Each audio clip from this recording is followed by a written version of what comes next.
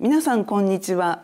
今年の日文献一般公開のテーマはアナログデジタル日文献です。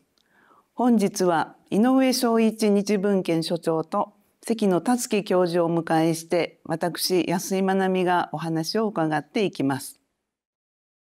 では私の方からご紹介させていただきます。井上正一日文献所長はこれまで独自のユニークな視点から面白おかしくそして分かりやすく時代を解析してこられました。紹介していただきました井上です。よろしくお願いします。私の専門は風俗史です。アナログかデジタルかということで言えば私は全くのアナログ派です。そもそも私自身のパソコンを持っていません。原稿は相変わらず鉛筆で原稿用紙に書いております。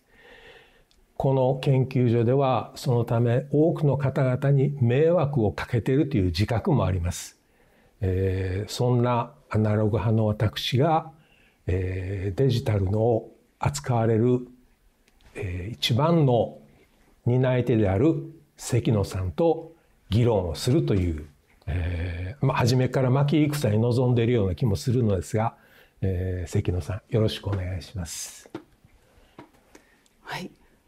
関野達樹教授はこれまで時間を軸にして情報をこれも分かりやすく解析し研究を進めてこられました。はい、関野達樹と申します。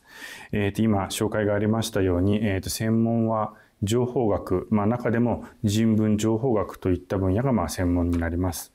で、時間といいますか、歴史的な文書であるとか資料に現れてくるようなその古い時間とか時刻の表現をどのようにコンピューターで扱うかといったような話を専門にしております。今日はアナログとデジタルということで、デジタルの方から、どのような形でそのアナログの研究のところに貢献できるかといったところにお話しできればなというふうに思っております。よろしくお願いいたします。ありがとうございます。早速ですが井上さん、日文献の中でアナログの代表というふうに今謙遜しておっしゃったかもしれません。確かにそのように思うところは多々あります。今こちらにご覧いただいている日文献の大衆文化プロジェクトのこの本の中でもアナログと言いましょうか、手書きで全ての資料を書いておられます。そうですね。アシュラからセーラームーンからかなりの図版が入ってますが、全て手書きということで、これもアナログと言えるかもしれませんが、ただどうなんでしょう。これはね、版権の問題があるんですが、漫画の図像あるいは絵画の図像も著作権者あるいは肖像権管理者というのがいて、その方の了解を取らないと、載せられないんですよね。で、了解手続きは基本的にパソコンでみんな申請してるじゃないですか。私にはそれができないので、じゃあしょうがない、自分で鉛筆で書こうと、いうことで全部処理しました。ですから元々の肖像権をお持ちの方には何の許諾願いも出しておりません。そうしますと著作権なかなか大変なところをアナログの力で乗り切っておられるということかもしれませんが、ただ一方でちょっと自慢もあります。それも伝わってきます。はい、私は若い頃建築の勉強をしていたので、デッサンはデッサンの覚えはあります。その絵心を見せつけたいといういやらしい心構えもありました。どちらかというとそれがかなり伝わってくるような感じでしたが、ただですね、だからといって本日はアナログ派代表として井上さんをお呼びしているわけではございませんので、その点どうぞご安心なさってください。私が注目しますのは、デジタル、アナログ、この2つの対話、もちろん対立させて考えることも可能かもしれませんが、むしろ対話によって何か新しいものが生み出されるのではないか、そんな期待を持って、お話を伺っていこうと思っています。関野さんは手書きで書かれるといったことはないかと思うんですけども、全ての情報あるいはもう考えていかれる思考の過程に、パソコンがありコンピューターがあり、そんなふうにイメージすればよろしいでしょうか。ですね、そう思われる方も多いと思うんですけれども、案外情報の研究者の中にアナログな人がいて、僕もノートは手でつけてます。手書きのノートをつけてます。あとは物考える時なんかもやっぱり手書きで殴り書いて書く方が早いので、例えばいろんな発想、物考えたりする時なんかお風呂の中でよくするんですよね。なのでお風呂の中で書ける紙をその紙屋さんに特別に裁断してもらって作ってもらって、それを使ってアルキメデスでいらっしゃる。そんなことはないんですけれども、そんなふうに案外その情報といっても、実際にやってる作業はアナログの作業が多かったりします。いや、そうしますとますますその発想の根幹のところで、対話できる部分がかなりあるんじゃないかなと思います。アルキメデスは発見した後、裸で往来を走り回ったらしいですけれども、大丈夫ですか？それは大丈夫です。はい、そうですね。はい。私がと言ってお話を振りますけれども、井上さんの霊柩車の誕生、あるいは人形の誘惑、こういったものを拝読した時のこの驚きとこんな見方があるのかっていう面白さ、そのあたりはもう今も大変よく覚えています。で、例えばその霊柩車の誕生にしましても、霊柩車一体何なんだっていうところから、時代に応じて変わってきますので、その資料を、たくさん集めていかれたと思います。で、そういったものを何かデータベースではないですが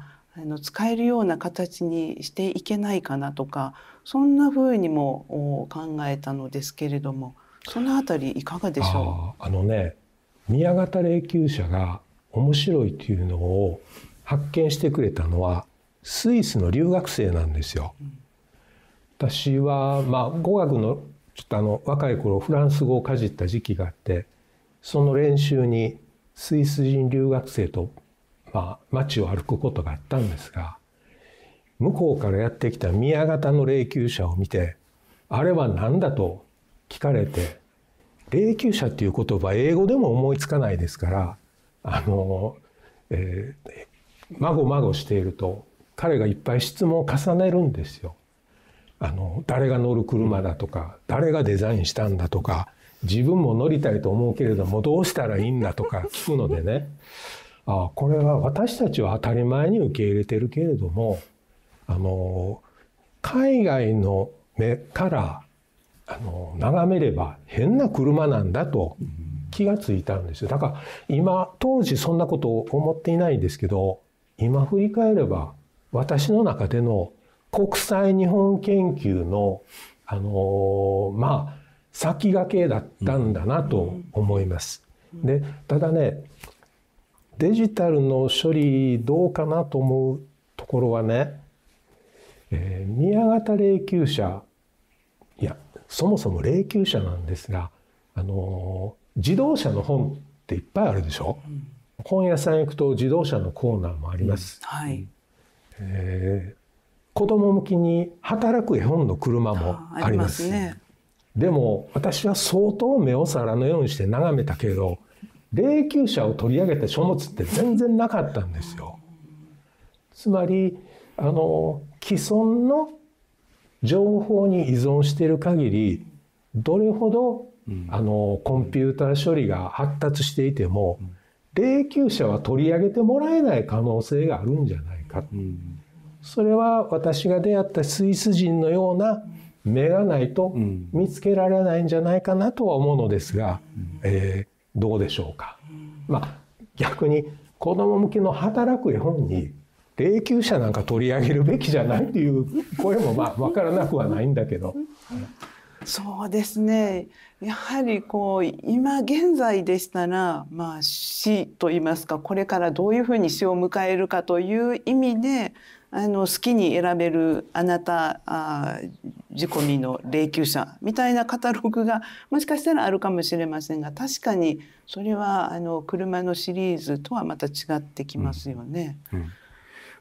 その情報の話で言えば検索サービスなんかでよく言われることですけれども、検索サービスで引っかからないからないっていうわけではなくって、それはそこに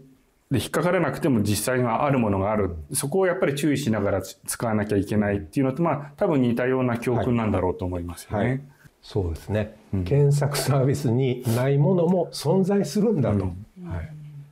なんかその検索サービスに出てこないものをいかに観察して見出していくか、その発想の面白さといいますか大事なところがこれからの学問、特に人文学を切り開いていく可能性がある、そんなふうにも思うんですが、井上先生さんいかがでしょう。自分を振り返ってみると、検索サービスのなかった時代からどうやら私は検索サービスがなさそうなテーマを追いかけてきたような気がします。ただ一度ねこれを調べてみようという構えができた後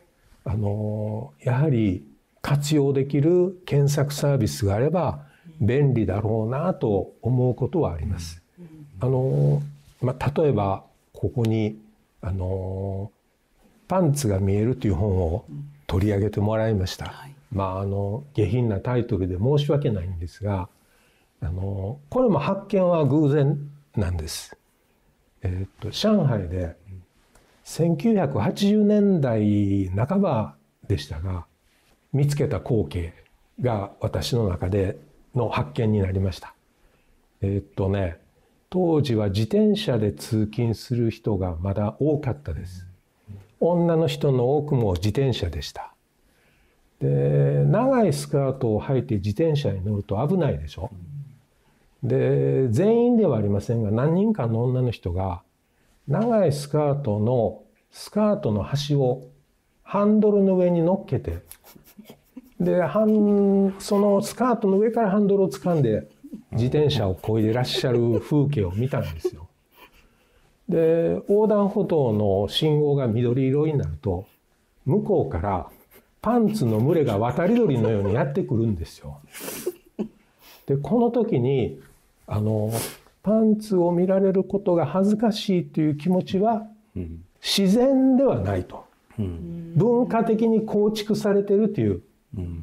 確信を得たんですよ。で、何人かの中国人に、女の人にはさすがによう聞かんかったんやけど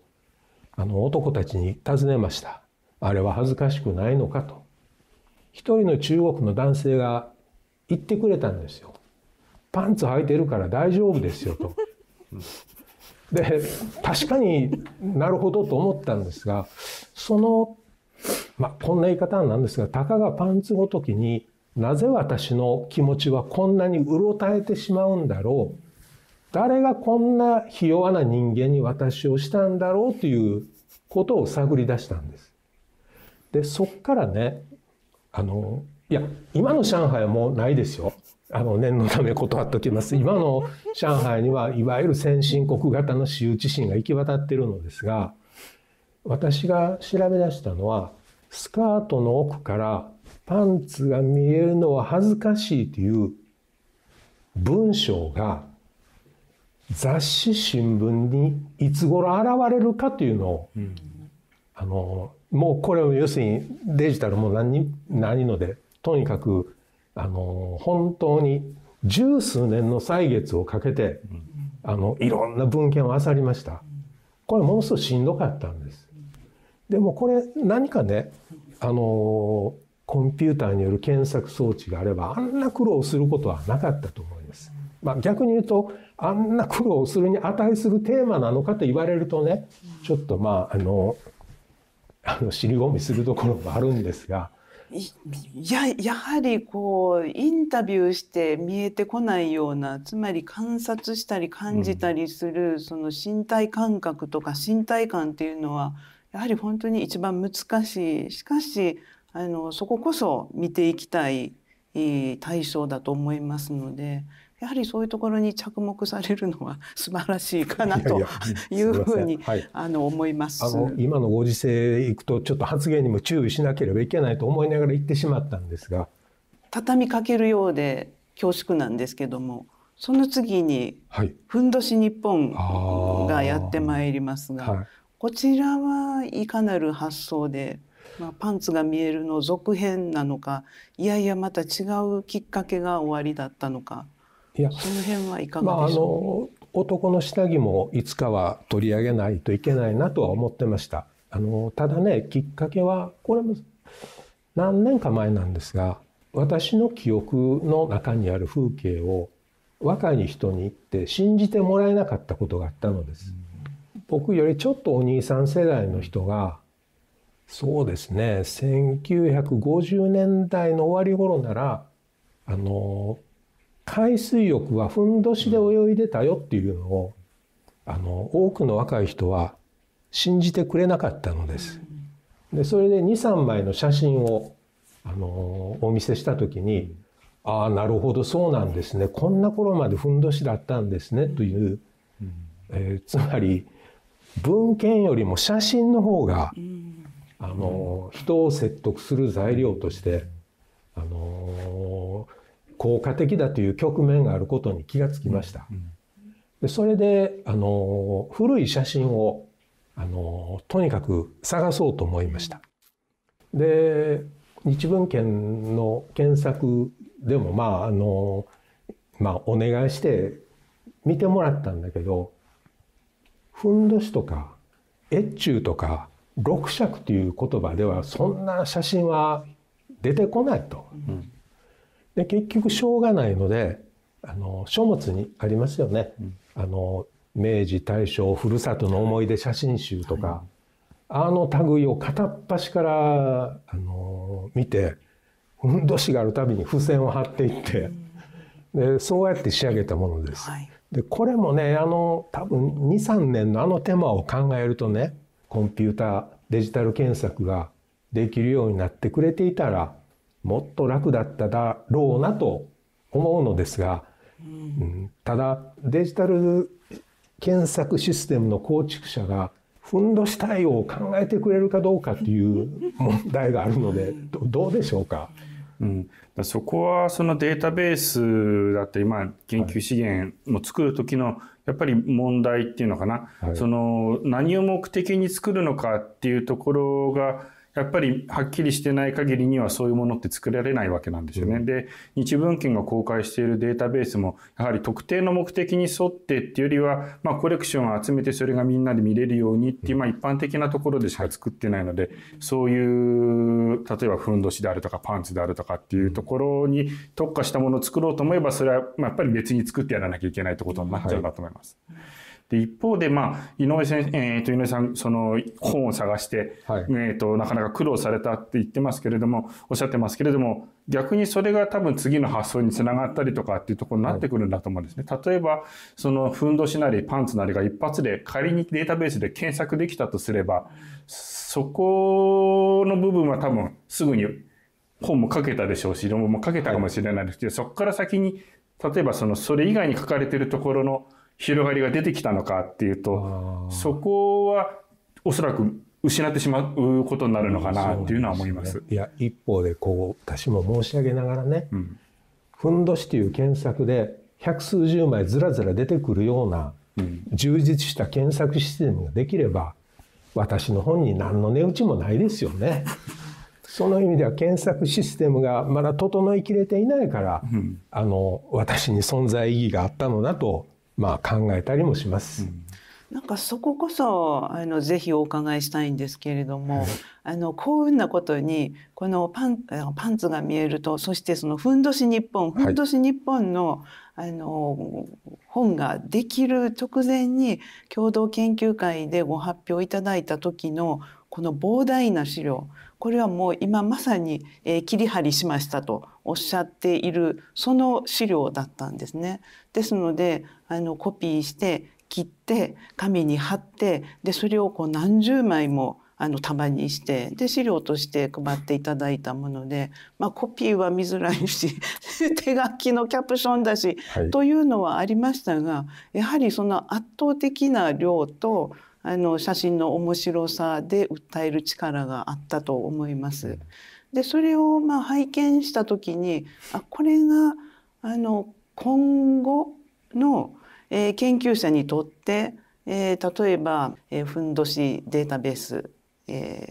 井上正一監修みたいなものがもしその個人のデータベースとしてできた時に、それをこうご覧になったいろいろな方々がまた次の発想でじゃあ自分の文化ではどうだろうかとかそういったことで比較していったり新しい発想を得たりそのような可能性があるようにも思うのですが、その辺のこの情報の持っている次の力とか次の発展については関野さんどんなふうにお考えでしょう？そうですね。だからデータベースやデータを作る時もその特定のテーマとかその問題だけで閉じてしまわないで、例えばふんどしなりパンツなりのデータベースを作ったとしても、それがさらによそのなんかのデータとつながってくるような仕掛けもしくは作り方って考えていく必要があるんだと思うんですね。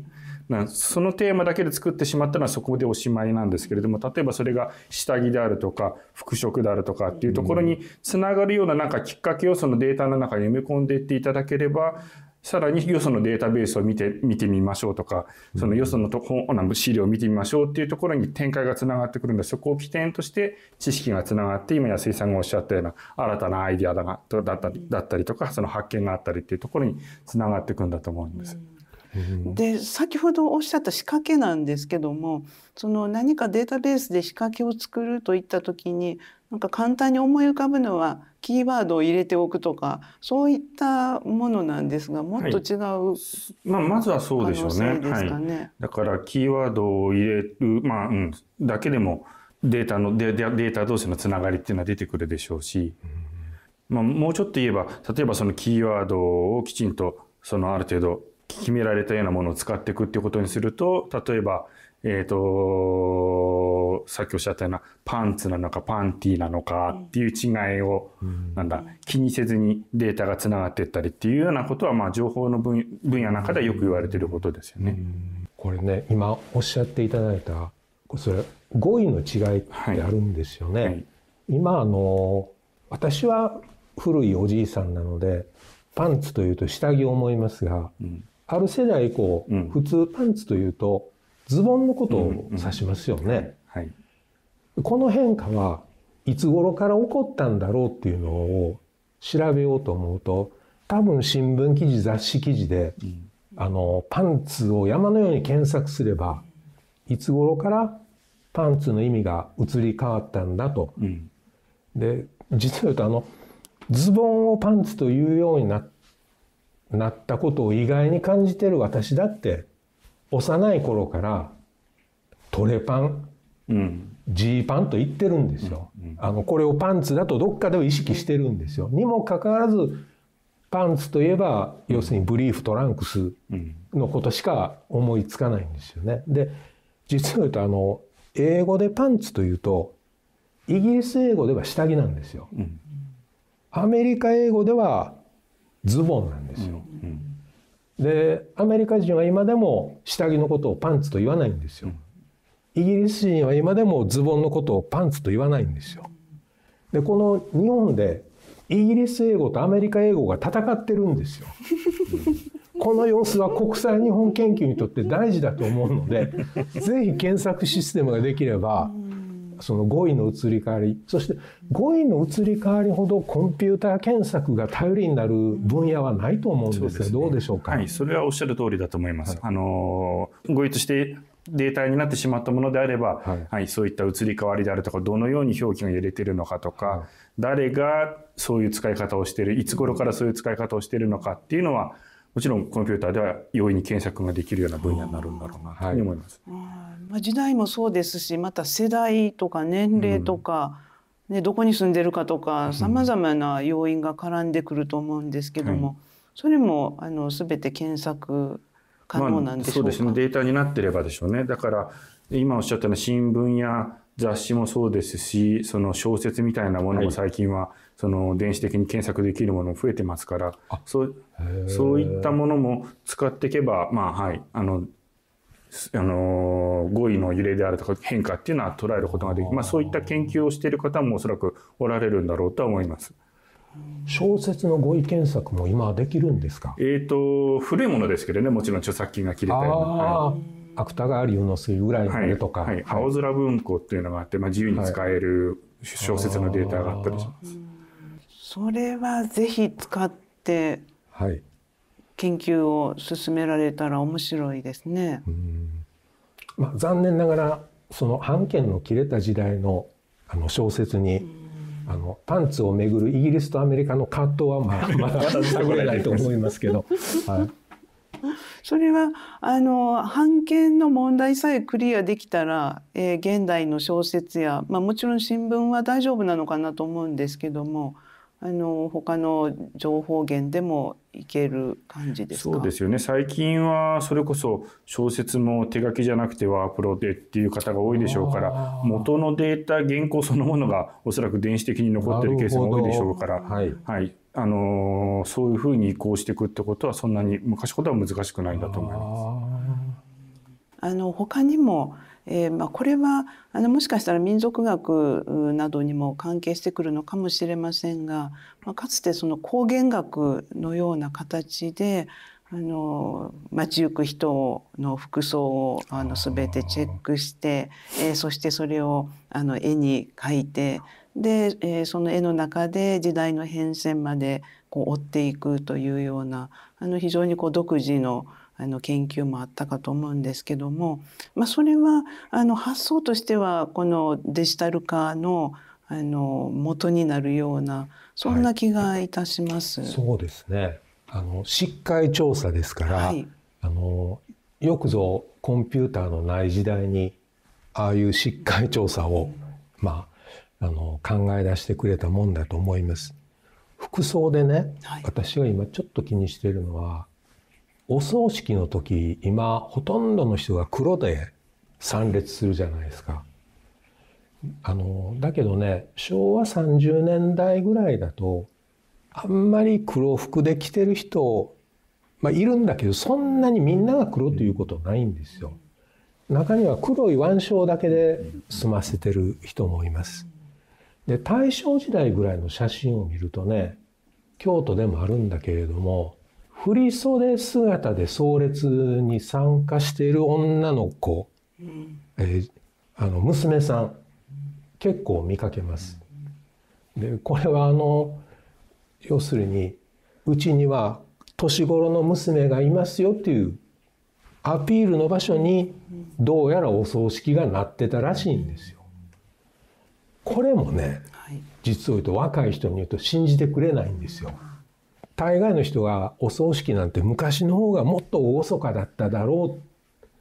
う、今の方が現代化されてるだろうと思われがちなんだけれども、案外そうじゃないところがあって、でこれもね、葬式の写真だけをずらーっと集めて検索できるようになれば、いつ頃移り変わったのかというのが見えてくるし、特にご遺族は白装束ですよね、ある時代まではね。その移り変わりも日本列島全体を捉えて描けたらいいなと思うんだけれども、そしてもう一つの転機は、かつてであれば家で、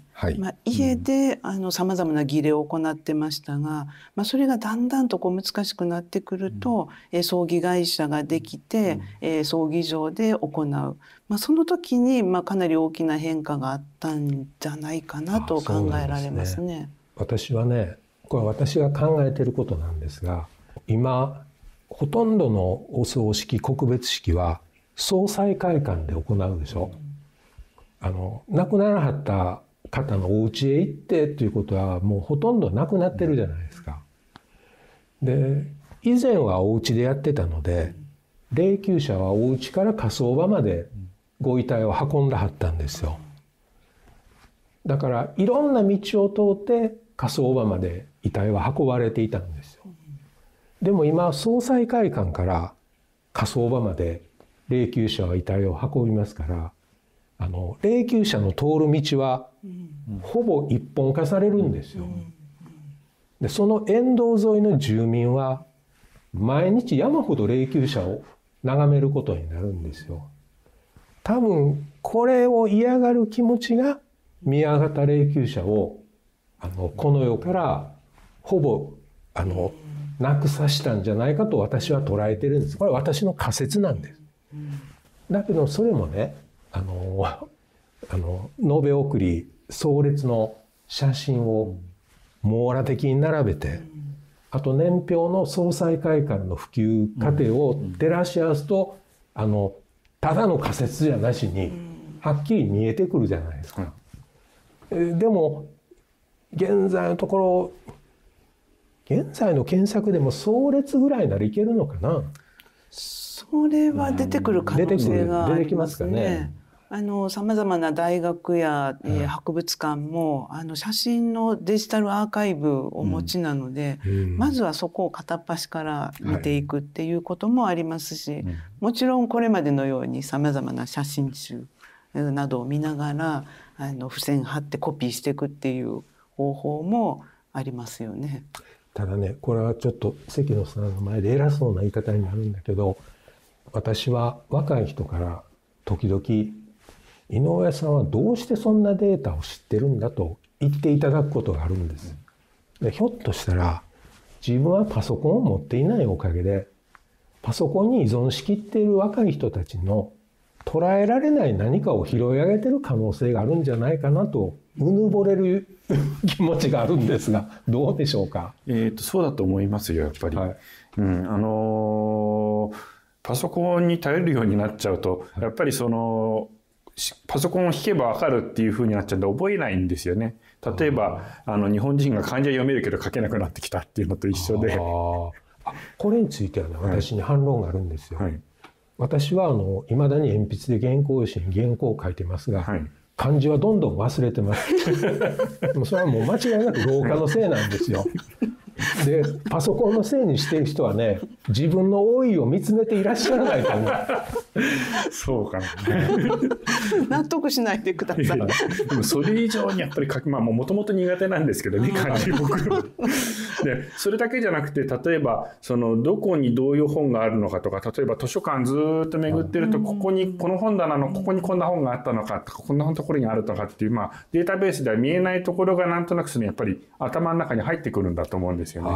そういうのの積み重ねっていうのはデータベースとかコンピューターに頼っててはできない部分っていうのはあるんだと思う。だからコンピューターで作られているデータとや資料のつながりとは別のつながりがやっぱりそれぞれの研究者の中にあるんだと思います。本屋さん行って背表紙で意外な本を発見することありますもんね。本屋さんもだんだんと少なくなって、その楽しみもねなくなってくると、私が依存している古本屋さんなんてもうなんか絶滅危惧種みたいなだと思います。なんか心配やわ本当に。その意味で言いますと、日文系の図書館の存在意義も非常に大きいのではないかなと思います。その辺時間の関連で関野さんはどんなふうにお考えでしょう。つまり何か時間軸っていうと、簡単に説明したようにはなりますが、そうではなくて、そこに一つ一つ指標を作っていかれるような、何かそんなことも念頭に置いて研究を進めておられると思うんですけれども。そうですね。デジタルとアナログっていう話とはちょっとまた違ってくるかもしれませんけど、やっぱり時間の感じ方って違ってくると思うんですよね。よく言われるのは子供の頃の時間と年取ってからの時間、感じ方全然違うっていうのもそうですし、あとおそらく江戸時代とかそういう頃の時間と今の現代の我々が感じている時間って違うと思うんです。だからそれは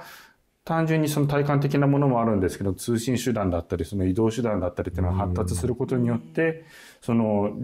自分時間の感じ方とかその時間の使い方っていうのは当然違ってきますから、そこを夜間照明の普及とかね、はいテレビが家庭の中に入ってね、随分夜の捉え方は違ってきてますよね。はい、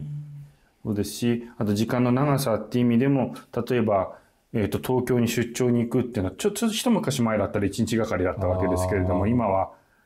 新幹線で2時間ちょっとで京都からでも行けちゃいますから。そうですね、はい、間違いなく今大阪東京間は日帰り圏内になってますよね。そうですよね。それが江戸時代の頃だったら1ヶ月もかかっていったわけですよね。はい、それはやっぱりその時間の使い方とか考え方って全然違ってくるんだろうなっていうのは思います。本当ですよね。はい、コロンブスやマザランが考えてた世界と私たちとは全然違いますよね。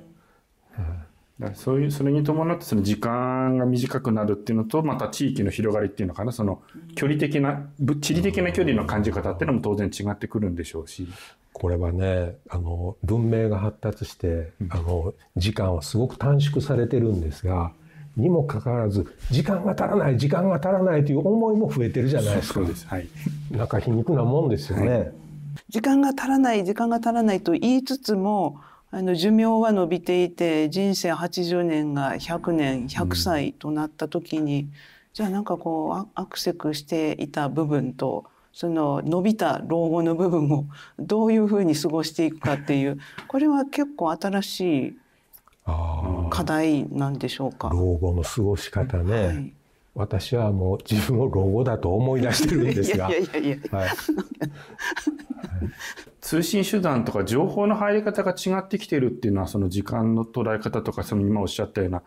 ところと違ってくるんだろうなと思うんですね。例えば一昔前だと論文書いて投稿するの郵便でしたよね。はい、で郵便でやって査読も郵便でやってってんで、結局その査読の結果が返ってくるまでに半年とか1年とかかかったわけですよね。その間に別のことを考えたりとかできたわけじゃないですか。今メールで送って帰ってきてって1週間くらいですね帰ってきちゃいますから、すぐまた対応しなきゃいけないっていう。だからそういう意味でもその研究もそうですけど、いろんな心に余裕がなくなってくるっていうのがあるのかなっていうのは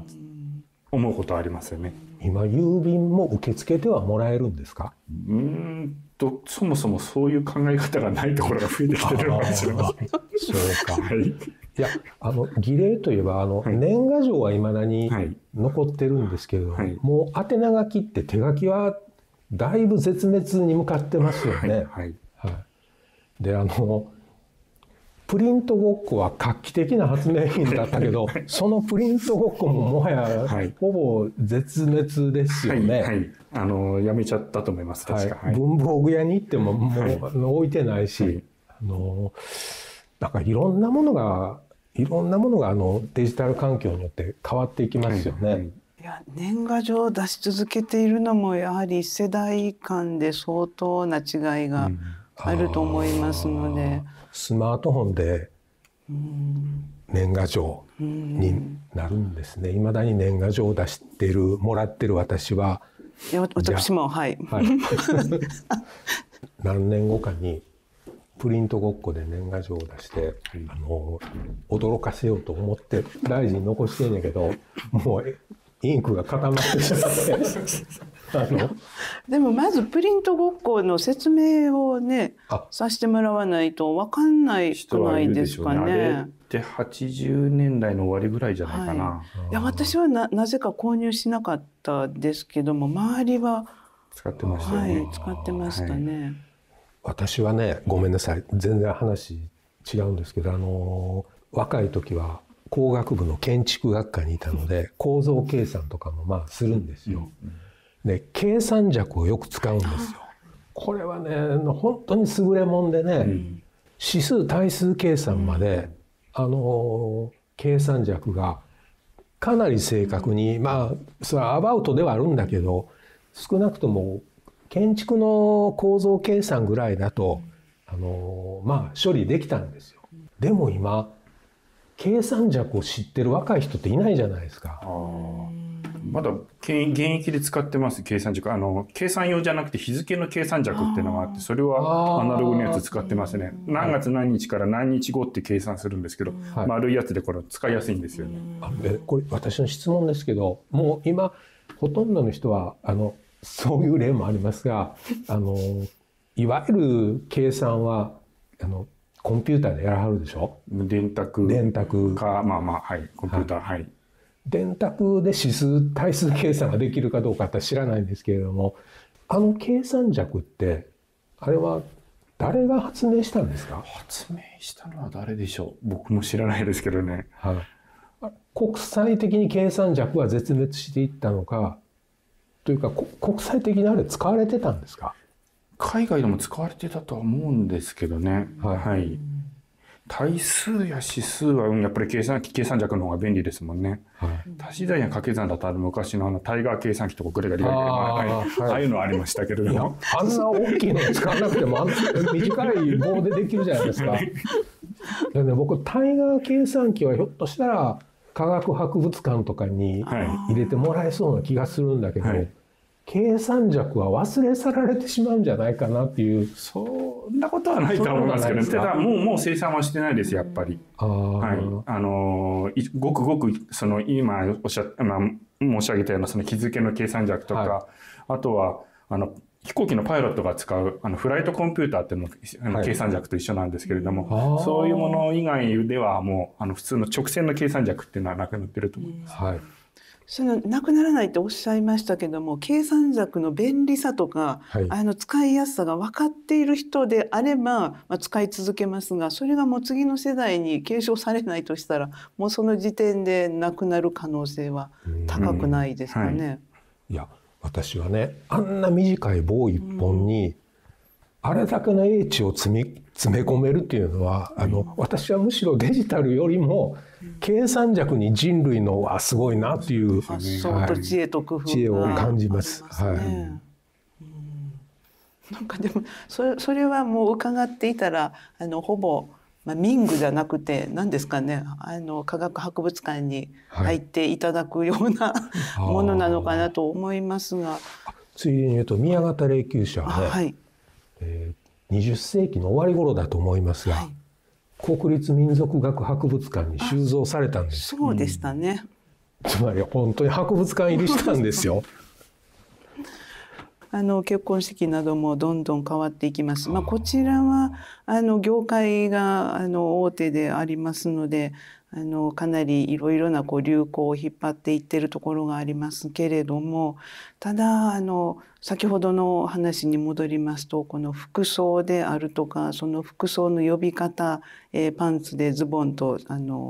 意味するのか、その辺の語彙、これがやはり30年50年のスパンで見た時に相当変わってると思いますので、やはり何か世相史的に見ていければ面白いなと思いますし、実際そんな研究もたくさんあるんでしょうけれども、やはりこれがやりやすい研究環境としてやりやすい方向を考えていった時に、当初お話ししていましたデータベースを新たに作っていくとか、いくつか、重ね合わせていく、その辺になんか次の可能性があるなとは思うんですけども、口で言っててもそのデータベース作るとかなりますと結構手間暇もかかりますし、どなたかと一緒に共同研究をやったりとか、具体的にはその辺をどうクリアしていけばよろしいんでしょうか。まずそのデータベースを作る前にデータをどう作るのかってことが実は大事なんですよね。日文系の中でもたまに僕も言うんですけど、データベースじゃなくてまずデータをちゃんと作ってくれる。要するにデータベースとして検索したりであるとか、いろんな形で表現され結果が出てきたりっていうのは、それはそれでデータのアプリケーション、要するにデータの応用例の一つであって、データそのものがしっかり作られていれば、それ以外例えば解析に使ったりであるとか、最近だったらば AI の教育用のデータに使ったりであるとかって、いろんな使い方ができるんです。だからまずはそのデータベースという前にデータその例えば写真だったらば写真だけじゃなくて、それにしっかりとタイトルだったりとかキーワードだったりとか、その必要な情報をきちっとつけていく。でそれもその自分の興味の範囲もさらに超えられるような、要するに他のデータとつながっていくように、そういったきっかけになるようなものをそのデータとしてどういうふうに作っていくかによって、データベースになった時の使い勝手とかその他との連携のさせ方って変わってくると思うんですよね。今のね結婚式なら多分ブライダル産業の、現場でいっぱい、多分データ入力されていると思います。お客さんが来た時、ボタンを押しながらこんなやり方がありますよ、こんなやり方がありますよっていう示せるように。だけどブライダル産業が整えているのは多分ここ数年の情報なんですよ。だから100年単位で披露宴の移り変わりをたどろうとすると、やっぱりもう人の力技に頼るしかないですよね。だから、その写真にしても今のような話にしても、やっぱりそのデータ、写真だけじゃなくってその人が持ってる知識ですよね。研究者なりが持ってる知識をどうやってそのデータに反映させて、それを将来に残していくのかっていうことができないと、やっぱりそのデータの価値って下がっていっちゃうと思うんですよね。なるほど。デジタル処理はなんか思いついてから後の、データの収集とか、データの付分けとかにはすごく便利だと思うんだけれども、必ずしもこれが面白いという発見にはつながらないんじゃないかなと思うんですが、いやそうでもないかもしれない。いろんなものを勝手にポンポン検索していって、その中からこれとこれつないだら面白いとかいうふうに出てくるのかもしれない。それは使わない私には分からないんですが、どうでしょうか。やっぱり両方あると思いますよね。その目的に沿ってって使い方もありますし、ただなんとなくそのネットサーフィンなんて言ったりしますけれども、あれ見てこれ見てってやってるうちに、こんな話があるんだとかって思いついたりってことはありますから。ネットサーフィンって言うんですか。はい。なるほど。はい。あちこちのホームページを見てる間にっていうような発見があったりとかってことはありますし、はい。自分の興味とは全然違うところが見えてきたりとかってことはありますんで、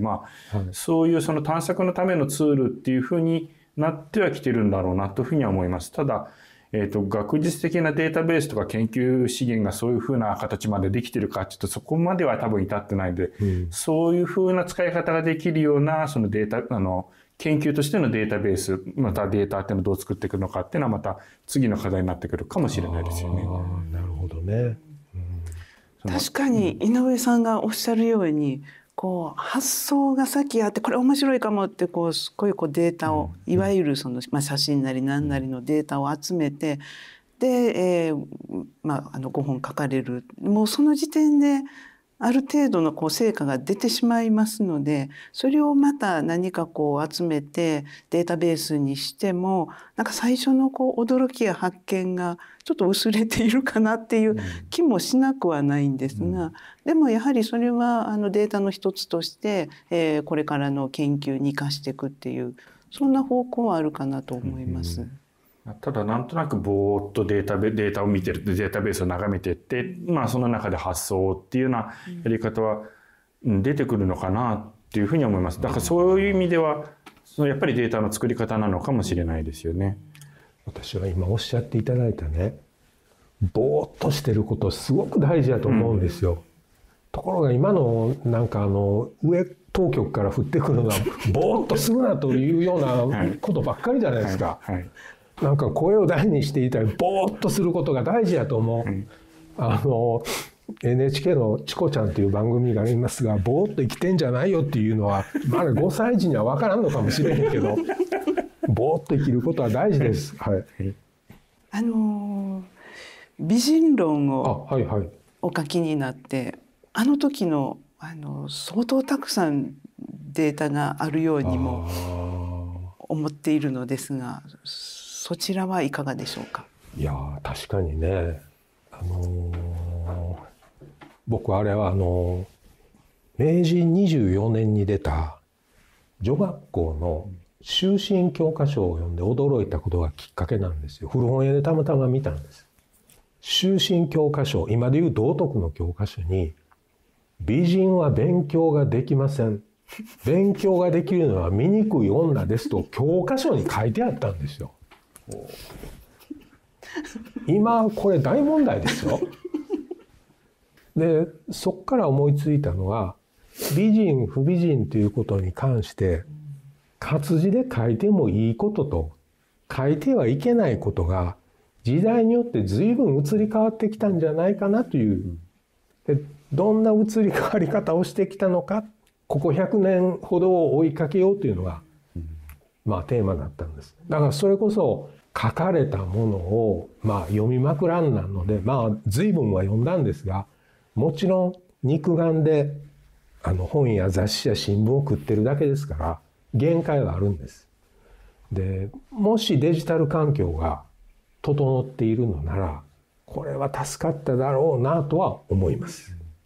そういった網羅的に何かを探すっていう作業はやっぱりそのデジタル技術っていうのは役に立つところは多いんだろうなというふうには思います。はい、おっしゃる通り。はい。はい。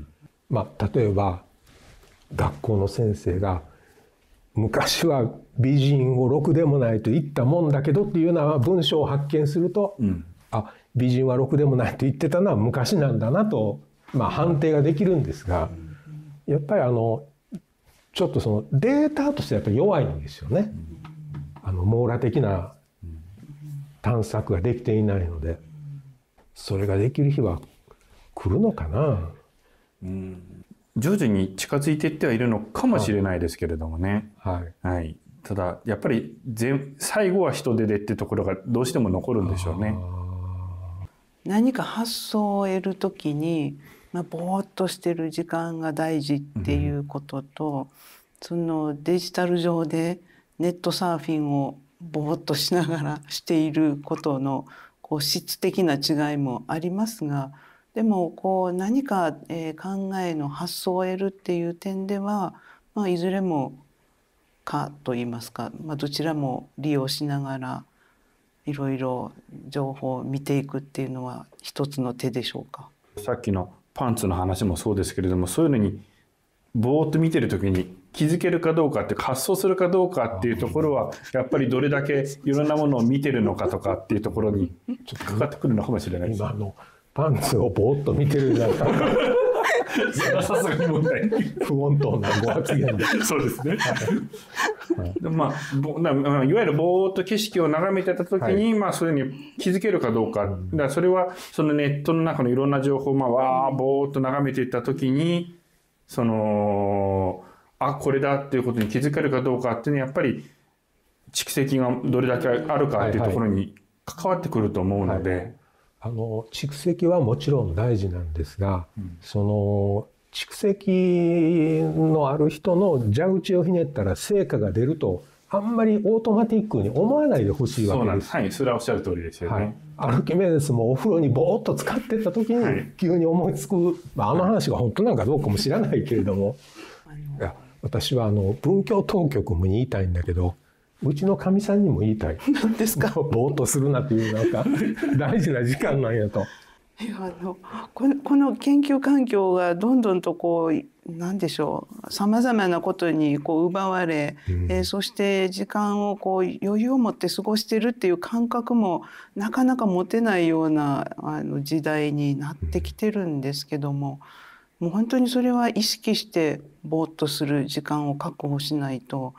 ずっとアクセクさせられる、そんな気がしますね。文教当局が働きなさいっていうふうに言ってくるもんだから、ついつい反論としてぼーっとしてることの大切さと言ってしまうんですけれども、やっぱり私が若い頃に面白いなと思った香り立つような人文学ってね、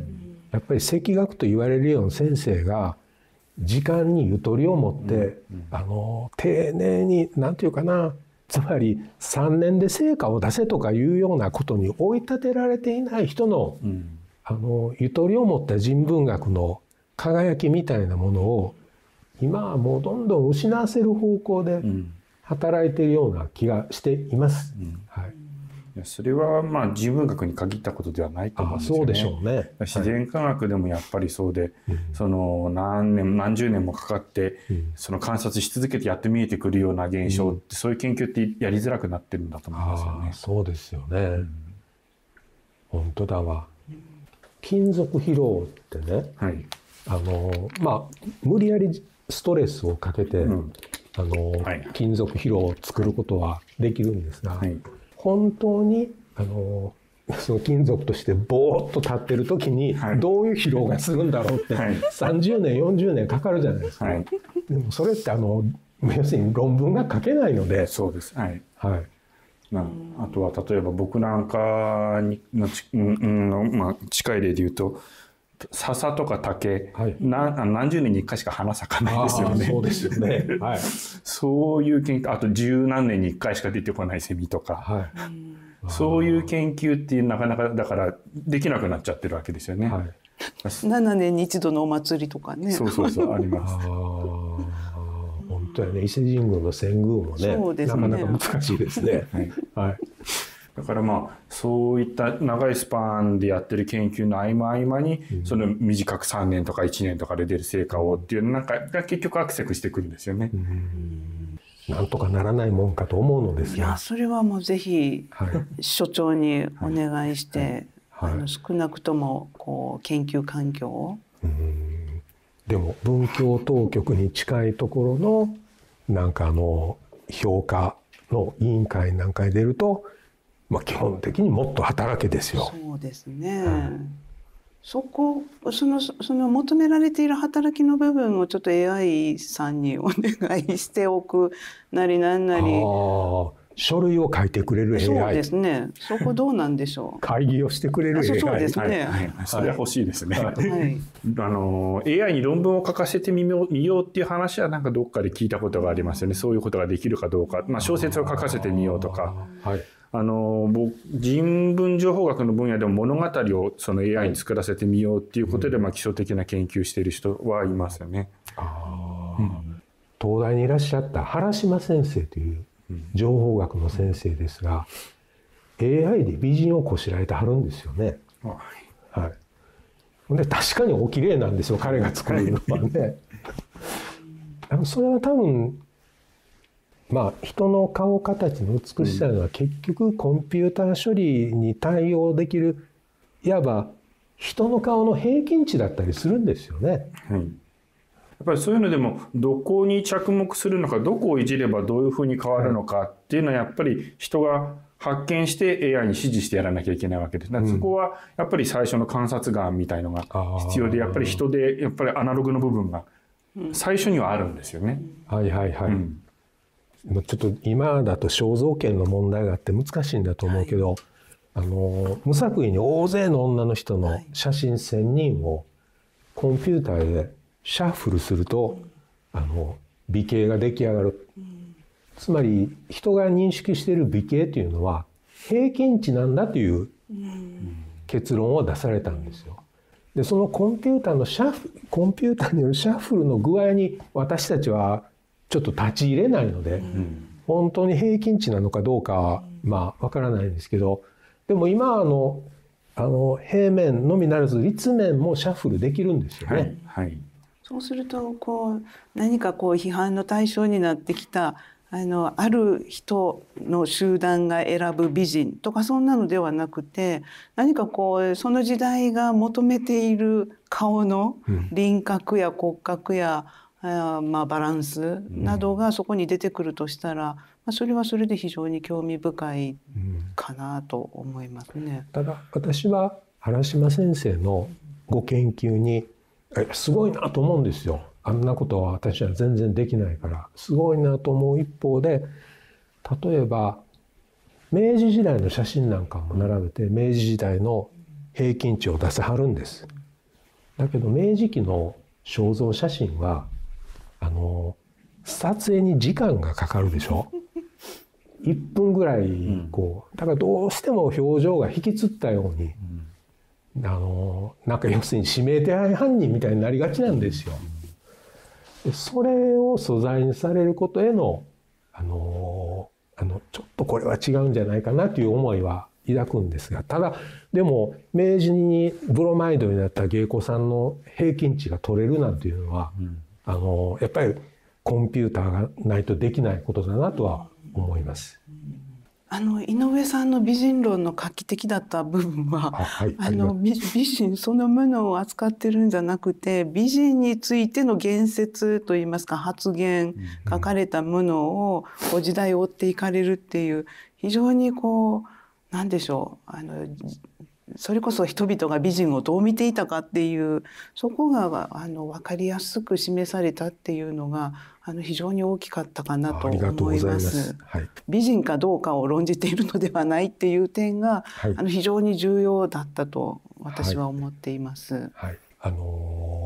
そうですね。面食いは愚かだという言い方があります。面食いは愚かだという言い方は何年頃に浮上したんだろうという。明治の文章を読んでると、面食いは愚かだとほぼ書かれていないんです。綺麗な人はどんな有能な男も堕落させてしまうから罪深い。責任を美人になすりつけてるんです。今の議論は面食いのおっさんに責任をなすりつけてるんです。この変化はいかにして可能になったのかというのは、私の興味のありどころだったんですが、そんな私も世間的には面食いのクソ親父として通ってしまうようになりました。残念です。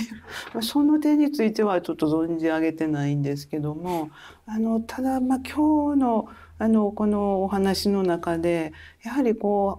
んなふうに発想されているかっていう、その研究の根幹に関わる部分を随分と語っていただきまして、今後の人文知に生かしていけたらなと思っています。日文献の図書館にこれも私の独りよがりで私に与えていただいた個人研究費をある時期アイドルの写真集に注ぎ込んだことがあります。これは私の狙いはアイドルの写真集に結構ポエムがあるんですよ。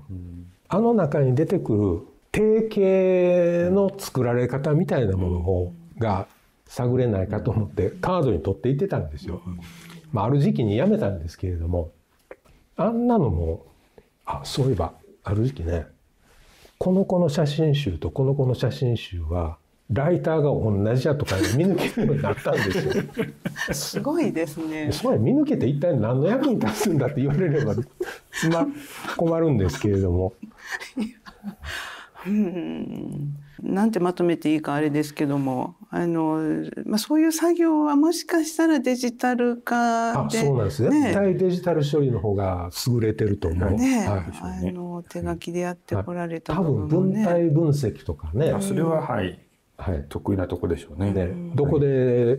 句読点、そうですね、句点打ってるかとかいうのはなんか個性が出ると思うしね。もちろん出ます。ライターさんの。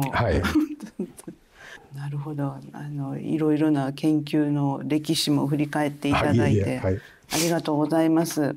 アナログとデジタル日文献というテーマで語っていただきました。これからの人文学、だけではなくて、学問の将来を考えていく、何かのきっかけをつかめればと思って今日のこのアナログデジタル日文献、お話をさせていただきました。言い足りておられないところ、私はどちらかというともう間違いなくアナログ側なんですが、そうです。これから日文献としてはデジタルにはこんな可能性があるんだということを歌い上げていかないといけないんですよ。私のこの話やと結局大事なのはアナログやって終わってしまいかねないんですよ。最後に、やっぱりデジタルの得意なとこと得意じゃないとこがあると思うんですよね。例えば網羅的にものが検索できるであるとか、早く処理ができるであるとかっていうところはおそらくデジタルの特徴なんだと思うんです。ただそれを使うのはやっぱり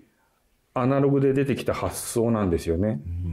なので逆の話になってしまうかもしれないんですけど、むしろデジタルの技術に振り回されるんではなくて、デジタルの技術をどう使うのかっていうことをアナログの人がもっとしっかり持ってもらわないとデジタルの技術使えないと思うんですよ。それは良きサーファーになりなさいという。まあそのところですかね。だからよく困る話が、コンピューターに入れて解析するとなんか面白い結果が出てくるんですよねって言われちゃうことがある。それはでもあなたが何を知りたいのかちゃんと示してくれないと、どういう結果を出していいのかわからないし、どういう解析をしたらいいのかわからないし、どういうふうにデータベースにしたらいいのかわからないよって。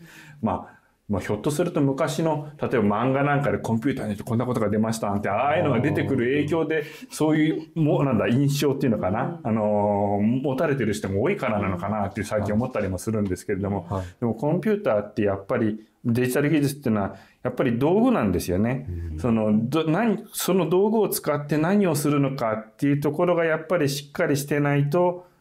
おかしな結果が出てしまったりとか、解釈がおかしくなってしまったりっていうのがあるので、そこはその道具をどう使うかっていう認識を持ってその日文献においてもやっぱり、デジタル技術をどう使うのかっていう考え方で、その逆にデジタル技術に振り回されないようなしっかりした考え方を持ちながら今後もやっていくっていうこと必要があるんじゃないかなっていうふうには思ってます。はい、なんかリンゴがポトッと落ちた時、デジタルにまみれてると、リンゴが落ちたっていう、ここから万有引力につながる可能性はないかもしれないですよね。やっぱりまみれない方がいい。ありがとうございます。これからの日文献の研究、そして人文学の今後についてもいろいろと語っていただきました。本日はアナログデジタル日文献ご覧になっていただき、どうもありがとうございました。